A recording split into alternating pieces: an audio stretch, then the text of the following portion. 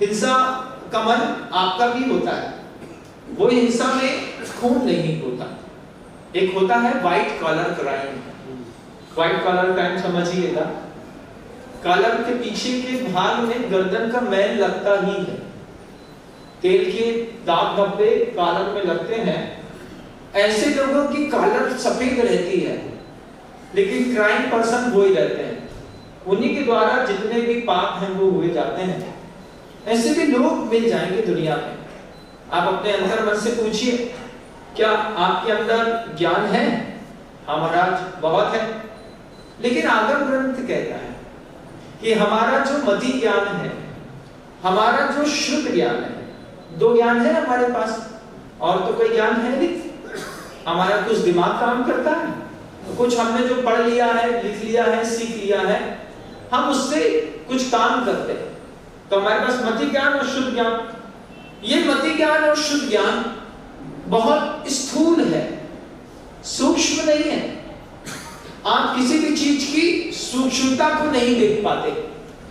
आपके हाथ में एक समोसा रखा है, आप समोसे की स्थूलता को तो देख सकते हैं, उसकी सूक्ष्मता को नहीं देख पाते। सूक्ष्मता क्या है महाराज? इसमें मैदे का बना है, तला हुआ है, खुशबू आ रही है, महक रहा है, उठाया और गप, गरम गरम तो कुछ भी खा जाओ, जूते ही खा जाते महाराज लोग। गरम गरम जूता नहीं खाते।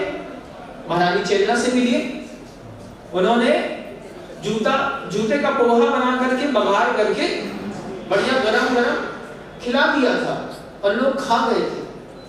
पूज्य गुरुदेव जो शब्द कहते हैं, गुरुदेव कहते हैं मति ज्ञान और शुद्ध ज्ञान इतना स्थूल है कि किसी भी चीज की सूक्ष्मता को वो देख ही नहीं पाता। अब जब आप किसी चीज की सूक्ष्मता को नहीं देख पाते, तो फिर आपको इस बात का अंदाजा नहीं है कि हम ऐसे हैं, तो हम ऐसे क्यों हैं। तत्वार्थ सूत्र का 6वां अध्याय है, 6वें अध्याय का 14वां सूत्र है। कसायो दया तीन परिणामस चारित्र मोहस्य। कसाई के उदय से जो तीव्र परिणाम होते हैं, उसके कारण चारित्र मोहनी कर्म का बंध होता है। चारित्र मोहनी कर्म का बंध होने का मतलब है, आप संसार में किसी भी अवस्था में रह सकते हैं। मनुष्य बन के अगर आप संसार में हैं, तो ये भी आपके चारित्र मोहनी कर्म के कारण है। अगर आपका चारित्र मोहनी कर्म हट गया होता, तो आप सिद्धालय में जाकर के बैठ गए होते। मैं भी शामिल हूं उसमें, आप भी हैं।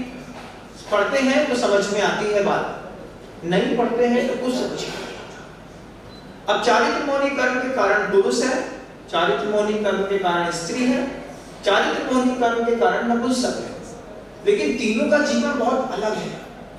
चारित्र मोहनी कर्म में भी जब हमने कुछ न्यूनतम अपराध की श्रेणियों में प्रत्येक समय गमन किया है, तब हमारा मनुष्य पर्याय में पुरुष में जन्म हुआ।